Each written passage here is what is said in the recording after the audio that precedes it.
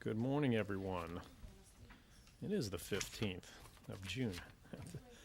Half this month's over already. And welcome. Before I begin the formal introduction, I just want to let you know that there's a severe windstorm going on in Iraq today.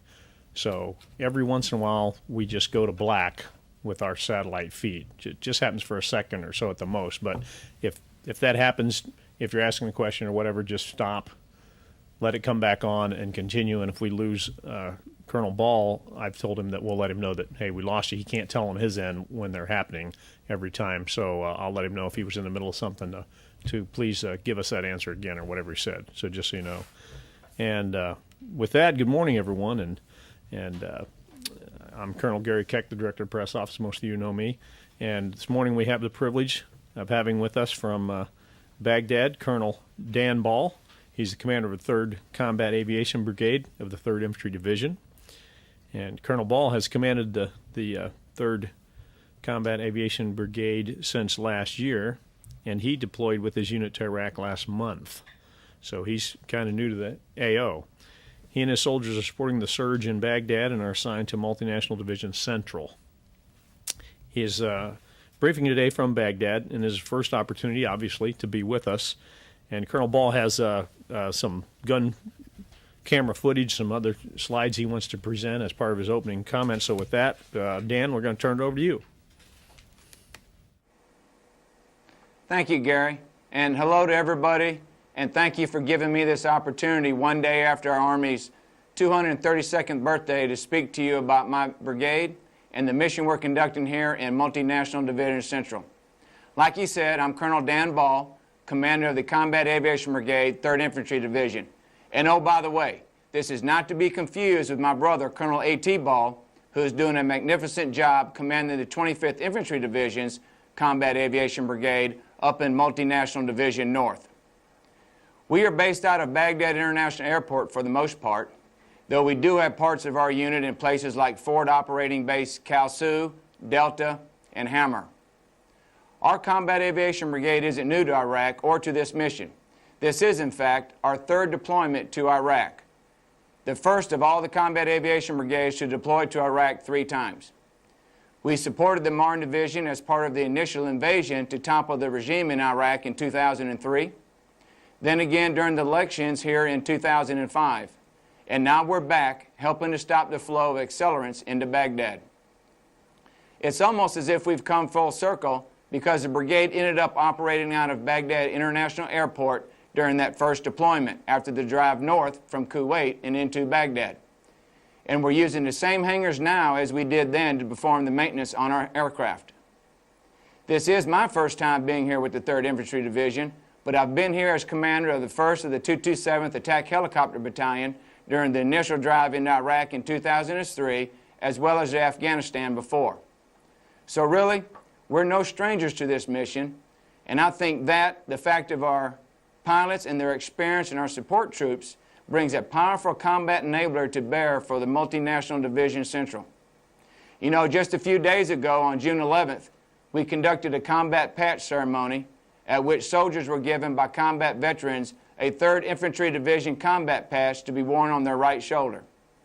That patch ceremony signifying a continuance of a long tradition in the Marne Division, as you probably already know, dating back to World War I, when the division earned its nickname, Rock of the Marne. I looked at the troops that were assembled before me during the ceremony, and I saw many different patches from previous deployments to combat zones both here and in Afghanistan. Besides giving combat patches to the soldiers who hadn't deployed before, all of us who were deployed before with different units tore away those combat patches and replaced them with the 3rd ID patch. I wear one on my right shoulder as well. Before long, we were all in the same uniform, all brothers and sisters in arms, continuing the tradition of steadfast performance in the combat environment that made this division famous so many years ago. Thinking about the soldiers we have, our equipment, and the overall capabilities of this brigade, I'm excited about the future and our role in it. Now, it's not going to be easy by any stretch of the imagination, but if we were, this war would have been over a long time ago. Like many of us in this uniform have been saying, this is a long, hard fight against a very determined enemy, but we're set up for success and ready to face any of the challenges head on. Now I'll get into the specifics of our capabilities in a bit, but suffice it to say, my brigade is able to perform across the full spectrum of aviation missions. We're bringing Apache attack and Kiowa Scout aircraft to the battlefield, Chinooks with their lift capabilities, and Blackhawks that can perform many different types of missions, including air assault, supply and resupply, command and control, and medevac. We also formed a unit to employ the Shadow unmanned aerial vehicle, providing reconnaissance synergy across the division's operational environment and in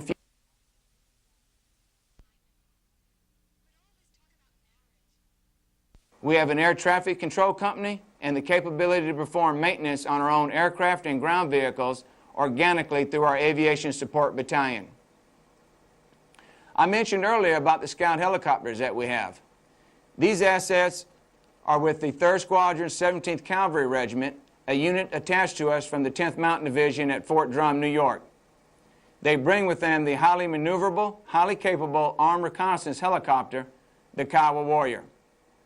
We are, of course, part of the surge forces that have been put in place to work for MND Central.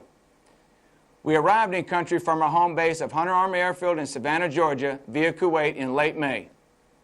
Our task was to deploy to Iraq in support of the 3rd Infantry Division and become fully operational by the 15th of June, a task that we completed early thanks to the great efforts of our soldiers and our junior leaders. We are now fully mission capable and supporting the 3rd Infantry Division. Now, when I say this, I'm sure that you understand that the second we started moving our helicopter, time out until I get ready in Iraq. This hasn't been a vacation waiting for June 15th to arrive, and like I said, we still have significant challenges ahead of us. My pilots and crew members have engaged and have been engaged by the enemy since day one of our movement forward to support MND Central. Let me tell you about one such engagement. Chief Warrant Officer 3, Kevin Keister, and Chief Warrant Officer 2, Mark Merglowski of 3rd Squadron, 17th Cavalry Regiment, were flying north in their Kiowa Scout helicopter along with 4 other aircraft from Kuwait when they were engaged by enemy fire. 3 aircraft were hit, and Mr. Keister took a bullet through his calf. Now, I don't know if any of you have ever been shot, but it's not a pleasant experience. And if you've been shot while flying a helicopter, well, your life suddenly becomes very interesting. Without missing a beat, Mr. Keister called to us on the radio that he had been injured and then made sure that his co-pilot, Mr. Merglowski, had complete control of the aircraft before he began administering first aid to himself while in flight. About 20 minutes later, they landed safely at Baghdad International Airport, and we rushed Mr. Keister to the Air Force Surgical Hospital where they patched him up, and within days he was limping around the hangar, helping out with maintenance and raring to go flying again. His actions really are representative of the professionals we have in our ranks, ready for any mission, unflinching in any task. Now, before I take your questions, I have some video to show you and a few slides to go over so you have a better understanding of what we do and how we do it. These videos, or gun camera footage as we call it, were shot from our Apache attack helicopters during missions in recent days. Of course, our mission is multifaceted and more complicated than this, but these are good visuals, I think, of what we've been doing so far. What I want to stress about these videos is what goes on behind these missions. I'm talking about the tremendous amount of crew planning and coordination between us and the ground troops to ensure that our mission will be a success. We work closely with the troops on the ground, talking to the ground brigade, battalion, and company commanders, even the platoon leaders, to make sure we provide the support needed to accomplish the mission. In the first video, you'll see a barge that had been used to ferry enemy personnel and material across the Tigris River. We arrived on target and punched a hole in it with the Hellfire missile. The video continues, and the second piece of it shows the barge filling with water, thus taking another means of transporting weapons and material away from the enemy.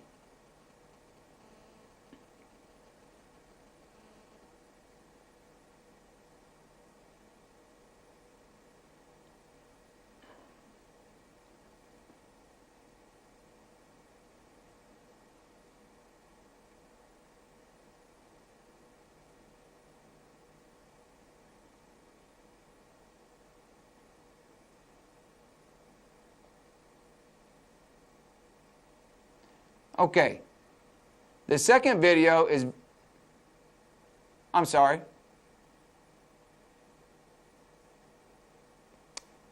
Gary, are y'all ready for the second video? Yes, we are, Dan. Go ahead. Okay. This second video is very similar to the first one. There's a boat that was being used to ferry accelerants across the Tigris River, but this time, because it's a smaller craft, we used our 30-millimeter cannon to destroy the target and again take away another avenue of transport for the enemy. You'll notice the secondary explosions. Our pilots assess this to be secondary explosions from board.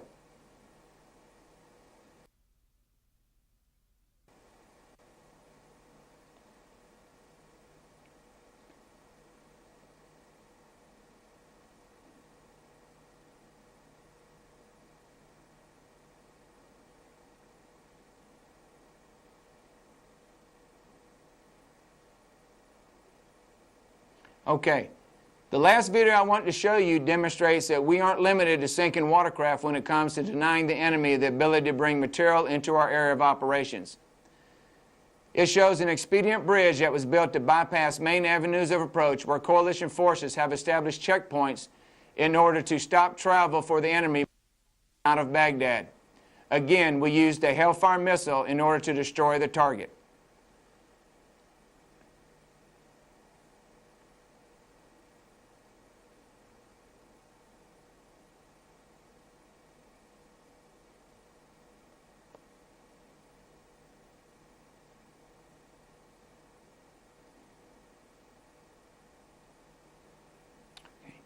The videos you just saw demonstrated some of the capabilities of our Apaches. Right now, I'd like to go over all of our aircraft in a bit more detail and talk about what we've done so far and how we do it on a daily basis. And then we'll get into your questions. If I could have the third slide up, please. What you should see is a slide depicting the AH-64 helicopter. That is our main attack helicopter.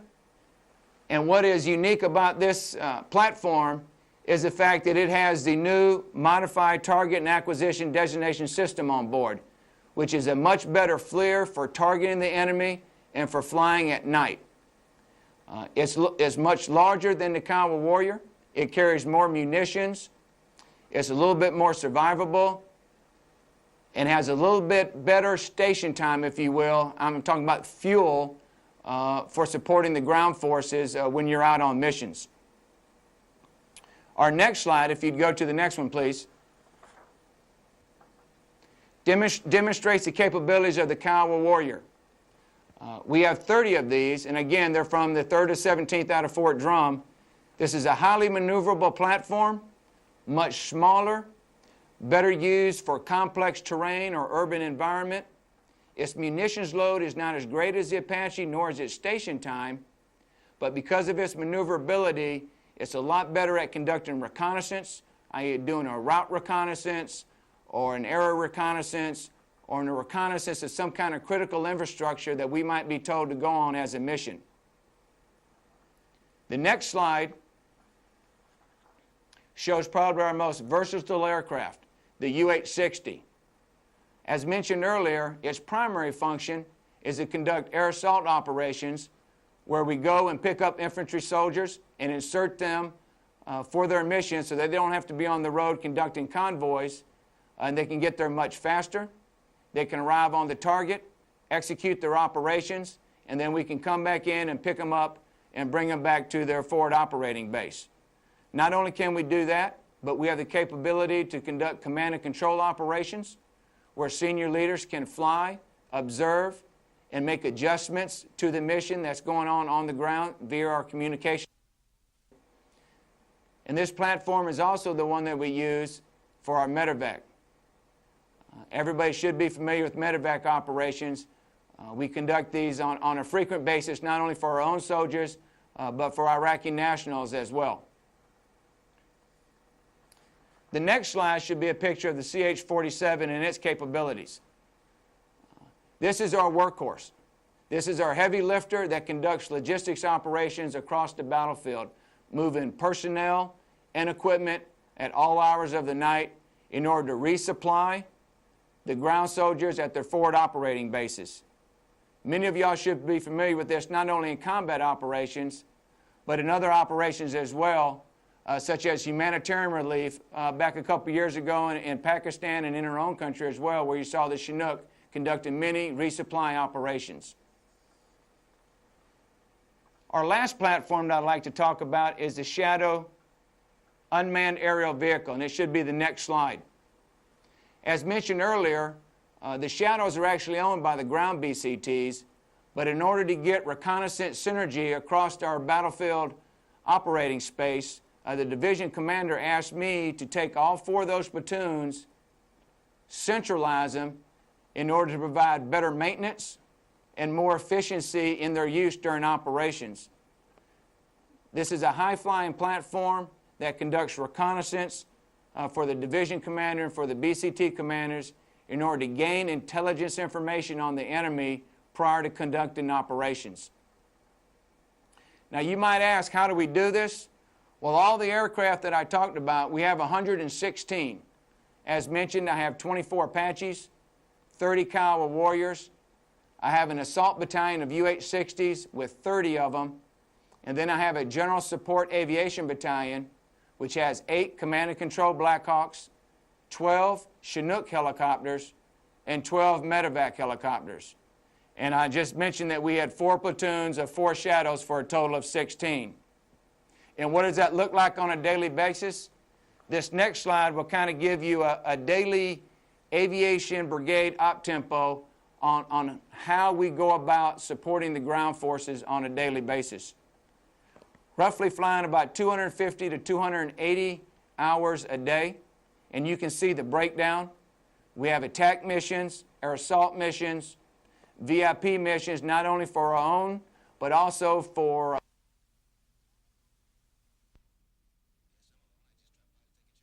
transportation as well. We do our medium cargo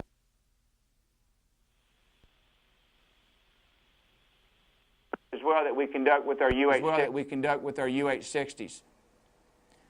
As mentioned at the start of this, we've only been in theater for about a month, and we just became fully operational about 3 days ago on the 13th. And since then, this last slide that I'll show you kind of speaks to what we've done as a roll-up. So far, we've conducted 11 air assault operations. You can see the passengers and equipment that we've moved and what that means to the forces on the ground. We've saved the ground forces from having to conduct convoys where it takes a lot longer to get the supplies, and it's a little bit more risky traveling on the roads than it is in the air. You can see our roll-up of total flight hours, and we couldn't fly those hours if it wasn't for the great maintenance that our soldiers have. And you can see that we've already had to conduct 3 scheduled maintenance operations on our aircraft, other than doing our daily maintenance. So every 500 hours on an Apache, 360 on a Blackhawk, and 200-hour inspections on a Chinook. Complicated maintenance procedures, but our soldiers do them quite well. That's really the last slide I got. I believe we're open to questions now, Gary, if anybody has some they'd like to propose. Okay, Dan, we appreciate it. And I just remind you again that we are having a pretty bad windstorm over there, so if the satellite breaks up, please stop and then resume after we get the picture back. Kristen? So this is Kristen Roberts with Reuters. I'm hoping you can give us some better insight into the string of helicopter downings we've seen in Iraq in recent months. Do you have a clear idea whether those represented some kind of increase in capabilities or better intelligence or an improvement in tactics on the part of the insurgency, or was it a reflection of something that U.S. and coalition forces were doing wrong, if you will? That's a very good question, and I would tell you that it's probably a little bit of all the above. We do have increased numbers of aircraft over here flying, and obviously the more you fly, the more opportunity there is for the enemy to shoot at you. So there's one potential area there. As you have more aircraft flying, unless you really work the A2C2 measures, the Army Airspace Command and Control issues, you can start to canalize yourself into certain routes. And we don't want to be predictable. And so we have our tactical operations officers every day planning new and different routes to prevent that from happening. The primary threat from the enemy that we see over here now is probably small arms, heavy machine gun fire. And what we need to do is to stay one step ahead of the enemy. Because this is a thinking enemy. He's a very determined enemy. And as we change our tactics, techniques, and procedures, he's going to change his. And what we've got to do is stay in front of him. So if we're flying at a certain altitude for a particular time, we need to change our altitudes. We need to change our airspeeds. We need to change our routes. All this to throw him off his schedule and to stay one step in front of him to prevent these shoot downs. Just a quick follow-up, sir. It sounds from your explanation as if a lot of what was going on earlier this year was due to the use of predictable routes and the use of predictable altitudes and airspeed. Is that, am I hearing you correctly? Well, again, I just arrived about 30 days ago, and while we've had some helicopters shot, as I mentioned, we had some shot on the way up here from Kuwait. We have adjusted our tactics and techniques almost on a daily basis since we've been here. Some days we're flying a little bit lower, some days we're flying higher. Truly, I can't comment on the other combat aviation brigades that are over here. We do hear what's going on, and we try to learn from what they're doing. But as far as, I'm concerned with my brigade, I can only, and we are changing our tactics almost on a daily basis to stay one step in front of the enemy. Pam? Sir, this is Pam Hess with United Press International.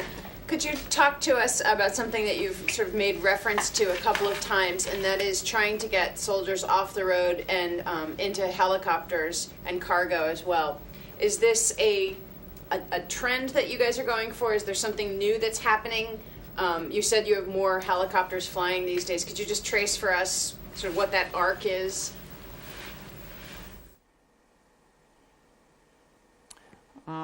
I don't think I got the last part about the arc, but I will tell you that it is more expedient and probably safer to fly the soldiers and the equipment in the air. Now, we can't do that completely. We still have many, many convoys on the roads. And those convoys go with force protection with them. And our attack helicopters many times provide aerial security for those convoys. But it is one means of moving soldiers and equipment across the battlefield. We do it mainly at night. We are harder to see at night and a little bit more secure by doing that at night in the air. But make no mistake about it, there are convoys on the road every single day pushing equipment and soldiers across the battlefield. And they do the best they can with the force protection measures they have, to include using aviation attack assets as force protection. Try again. Did you go over with some mission to take a certain percentage of soldiers off the road? You mentioned that there's an increase in helicopters, and I'm wondering if that's just by happenstance or on purpose. Well, we came over knowing it was one of our primary missions. You don't bring 12 Chinooks into theater unless you're going to use them to move personnel and equipment. So each one of our battalions has a different mission set. We are operating in MND-Central, and we're operating for the 3rd Infantry Division. Back at home station, the 3rd Infantry Division is a mechanized division, or a heavy division, if you will, and all 4 of its ground brigades have tanks and Bradleys in them. But in the operation environment they're in here, they got 2 light brigades, one from the 25th Infantry Division and one from the 10th Mountain Division. And both of those light brigades are used to conducting air assault operations. So that's a mission set that we had to train for at home station that normally we wouldn't. But because of who we're supporting over here, that's what we train to. So each one of my battalions has a different mission set. Our General Support Aviation Battalion with the Chinooks That's what they do for a living. So I think it was by design that we come over here and do that with our CHs, but I don't think it's anything more or less than what the other combat aviation brigades are doing, because by design, each one of the aviation brigades has Chinook helicopters inside of it to do just that type of mission. Sir, it's Mike Mount with CNN. I'm assuming most, if not all, of your brigade went through combat training at Fort Rucker prior to deployment. Can you talk a little bit about how that training is holding up since you've come into theater there? Are you seeing other issues that are popping up that haven't been addressed, or some other kind of changes that may not have been seen in training? Well, in combat, there's something new every day, no doubt about it. But we did a lot of different training back at Hunter Army Airfield.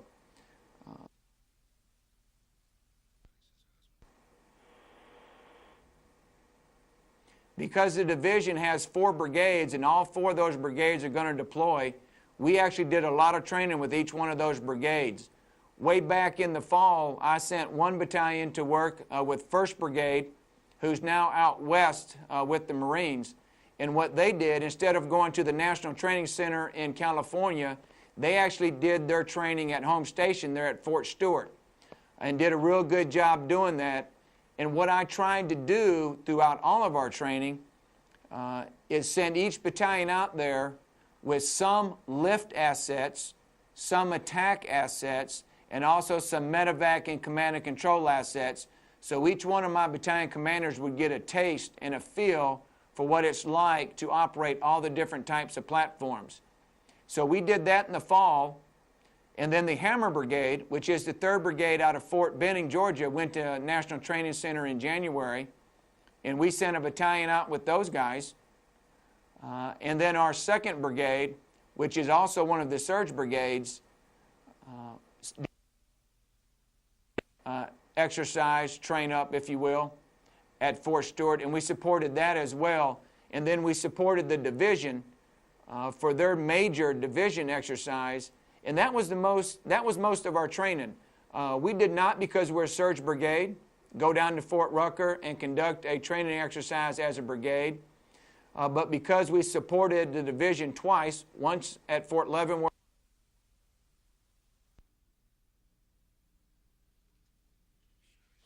working for the division headquarters that we're supporting right now. Sir, Donna Miles with the American Forces Press Service.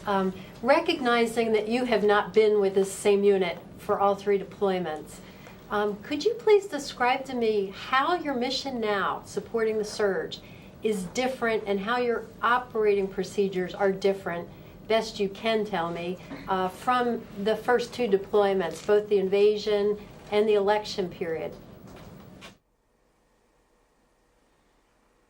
Okay, pretty easy on the first one, because while I wasn't with the brigade during OIF-1, I was commanding an attack battalion out of the 1st Cav that was attached to the 11th Regiment. So we basically had the same mission during OIF-1. And that mission was truly a kinetic operation to destroy the Iraqi army and to topple the regime. I think we did that quite well. OIF-3, which the brigade deployed to the 2nd time, they were stationed and actually operated in MNDB, Multinational Division, Baghdad. So their operation was just a little bit different than what we're doing now. They are obviously operating in a major urban environment, which requires different TTPs, techniques, tactics, and procedures. Very few air assault operations, but a lot of attack operations and a lot of command and control operations. Because we are a surge force, we were originally scheduled to go to Multinational Division North and operate up there. However, because we're surge, we were told to come down and work with our parent division headquarters, the 3rd Infantry Division, in MND Central. I don't think there's much of a change there.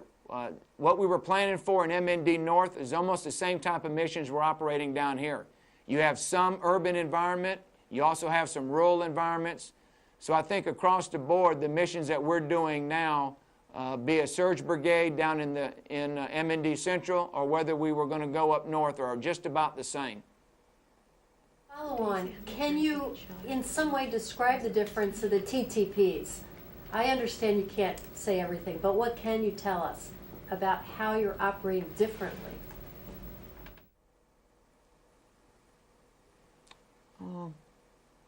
Well, let me just put two scenarios out there.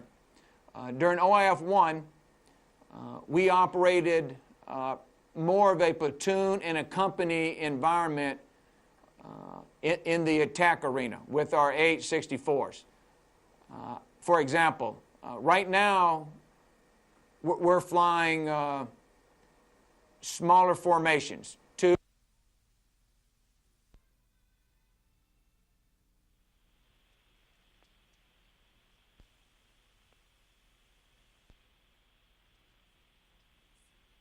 That's one of the biggest differences. That's one of the biggest differences for the attack community, because intelligence drives maneuver, and if you're looking for a smaller enemy formation, then it doesn't take as many helicopters to do that, and you want to be able to provide more of a constant presence on the battlefield for the ground guys. So that's one area, I think, where we've changed a little bit between OIF-1 and what we're doing now, which is OIF-5. On the lift side, I'm not sure we've changed a whole lot. An air assault is still an air assault. What we've changed, based on what the enemy's doing and what we perceive the major threat to be it a shoulder-fired IR munition or be it small arms, that I think is where we get the biggest change to what we're doing. And it goes back to one of the earlier questions, what are we doing? We change altitudes, we change airspeeds, those kind of things. So on the lift side, I'm not sure we've really changed our mission set as much as we've changed how we're executing it based on the enemy actions. Yeah, it's Colonel Chesson with the Journal of Electronic Defense. IEDs have always been a big problem for convoy forces. Are you finding any way of supporting and reducing some of the impact of those using your assets, particularly things like the Shadow for reconnaissance? Well, one of the first things we do is like we mentioned earlier. We take personnel and equipment off the roads by moving them with our Chinook helicopters and our Black Hawk helicopters. But yes, we do have some capabilities to help the ground forces detect early. And if we can detect or find with either our Shadows or with some of our systems on our helicopters, we are in constant communication with the ground. We can prevent convoys from hitting those, or we can bring in EOD teams to exploit those sites and make sure that they don't explode and damage either personnel or equipment. Hi, Colonel, this is Courtney Cubey from NBC News. I know you've only been on the ground for about 30 days now, but can you give us an idea? Have you seen more incidents where your aircraft are being fired upon, not necessarily damaged or downed, but just fired upon, reports of it?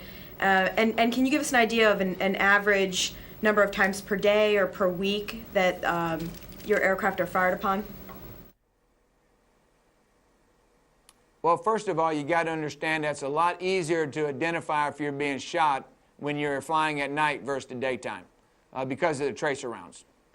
But I would tell you that probably on average, I'd say every other day or so, we get a Sapphire event, which is a surface-to-air fire event, where we think somebody's shooting at our aircraft. As far as the attack being effective or hitting our aircraft, not very often. And again, that's because of the skill of our pilots and the fact that we're trying to stay one step ahead of them by changing the way we fly, our techniques and tactics. But I'd say about every other day, we probably report a surface-to-air fire event. But again, not very often are they effective attacks. I know you've only been there several weeks, but has that trended up, down, or stayed relatively constant since you've been there? Relatively constant, I'd say. I mean, again, 30 days is probably not enough to get a good glide slope on something like that, but it's and again,